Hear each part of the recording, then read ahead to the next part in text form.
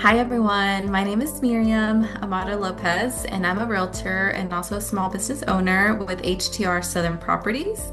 I am a solo independent agent, and so I am pretty much a one-man show. I run everything from marketing to lead generation to client coordination and documents and all that stuff.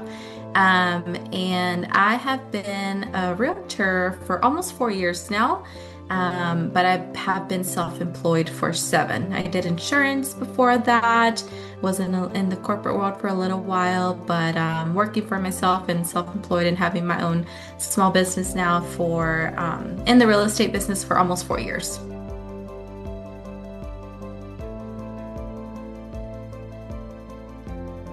I started my journey right after I graduated from college. I really didn't know what I wanted to do.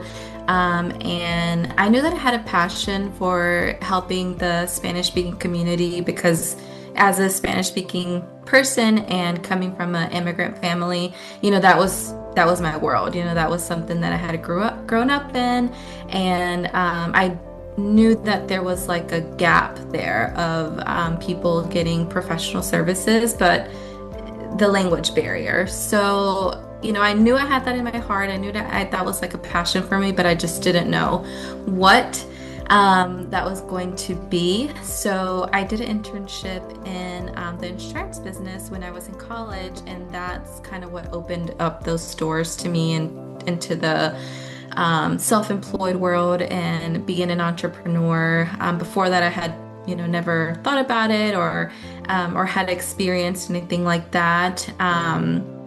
So that's where that journey started. I kind of fell in love with the independency and the autonomy that you had over your time and how you wanted to run your business, and also balancing like your personal life too.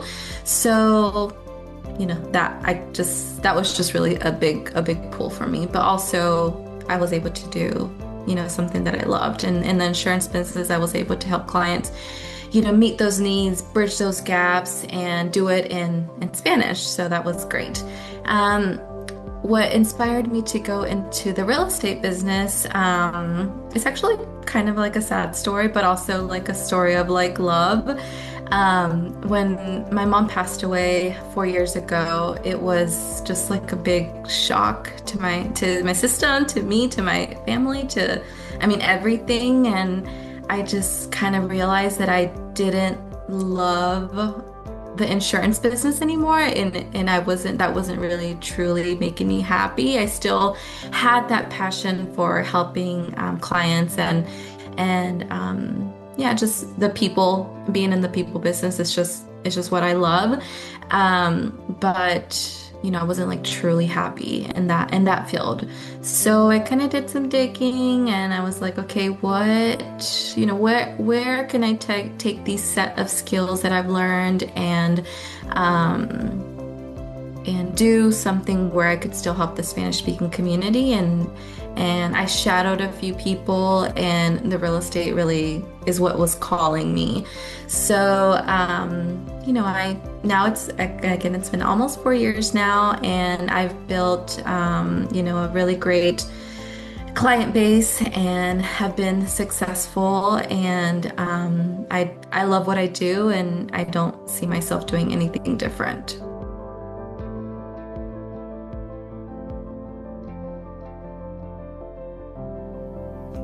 Yes, so kind of right now I'm kind of in the jungle of that, I guess, and that would be, I became a mom. My little boy is 15 months old, so that was a really big change, obviously. As a woman, we have babies, and we we raise families, and being a first-time mom, whenever you're the first time for anything, it's obviously difficult.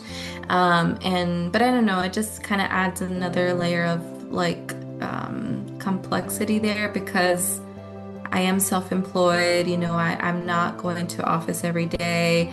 And so it can get muddled, the being a mom and doing real estate and having my small business. Like a lot of times they kind of intertwine with each other. So that's been kind of difficult, and I'm still kind of trying to navigate that and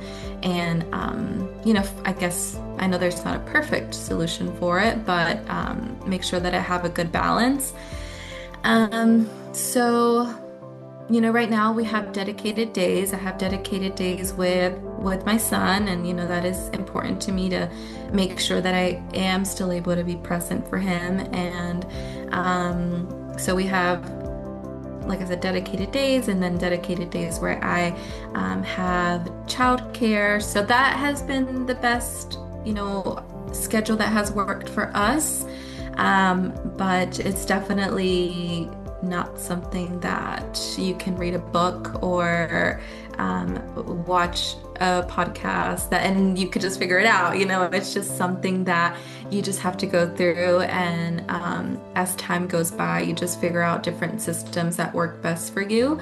And I think with that too, having good systems in my real estate business has saved me a lot of like the headache of like being overwhelmed or not knowing what I'm doing. Okay, I have a system, and every day when I do have those dedicated work hours, I have exactly what I need to do. So systems have definitely played a big part in my business and staying on track, and are helping me prevent burnout, because I think that that's something that can happen easily whenever you're juggling a lot.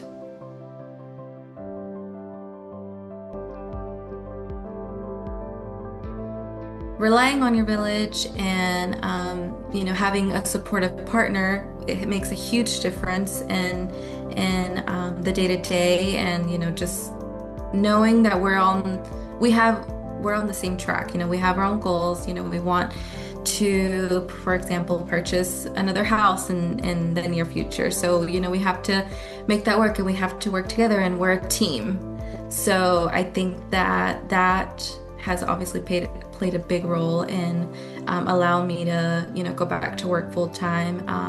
And also, like I said, just relying on that village of, hey, can you watch over me a few hours while I go do some showings? Or my sister has been a huge help for us. And and just, having those people that you could just rely on and not being afraid to be like, hey, help, please. And I mean, they're happy to, they're happy to see Noah and be a part of our lives. And, we work together, and whenever they need help, they know that I'm here.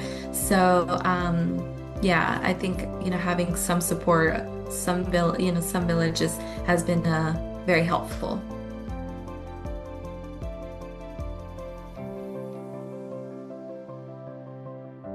I think every single time that I am able to talk to a Spanish-speaking client and talk to them in their language, in Spanish, and just the gratitude that comes from them saying, hey, like, I'm so thankful that I found you and that you're able to explain everything to me. And, it's such a huge decision, one of the biggest purchases that you'll make in your life, buying a home. And it's not to be taken lightly. And, if you have someone that can explain things to you and, break down the contracts and make sure that they have a Spanish-speaking lender and a Spanish-speaking home inspector.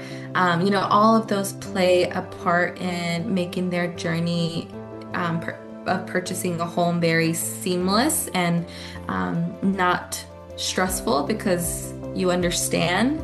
It's such a basic concept of like understanding, but there can be such a big gap if you don't have someone that can speak their language. So every single time that I'm able to bridge that gap, and just the gratitude that comes from those clients is is the best part of my job.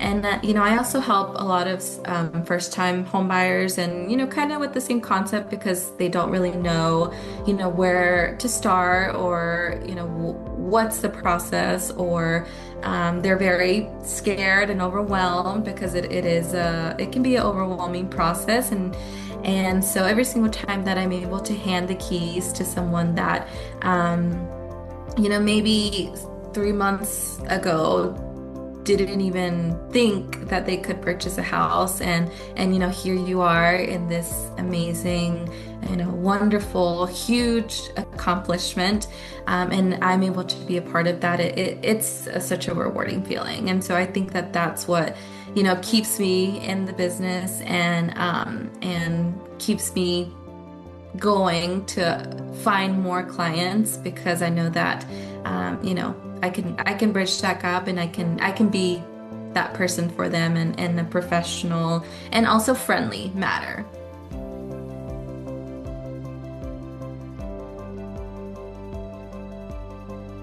Having and finding mentors is key. Like, no matter what age you are, no matter if you're young or if you're older, or, wherever you are in life.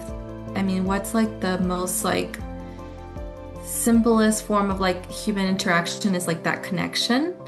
And so if you can find someone that does what you want to do, or you aspire to be, or you're inspired by, and saying, hey, I really, want to be in the position that you are, or at least I want to learn, your field or whatever, and just coming to them and asking for help, or, just having a conversation with them, and, seeing that person, and maybe they will take you under their wing. Whenever I started in the real estate business, I had a really great mentor. Her name is Michelle Molinaro, and she's another realtor. And she really took me under her wing, and she helped me, navigate the business, because, they don't really teach you what you need to know in real estate school, and kind of like the same thing in life. The only way that you can learn is by doing and experiencing. So that is like, I can't imagine, like, what it would have been without that. And maybe I would have gotten to the same place, but it would have probably been a lot slower, and there would have been a lot more mistakes. So, having a mentor and finding someone that you can talk to, and, maybe asking for help, not being afraid to say, hey, I want to be where you are one day, how did you get there? Listen to their story, and listen to the mistakes that they've made, and just connect with that person.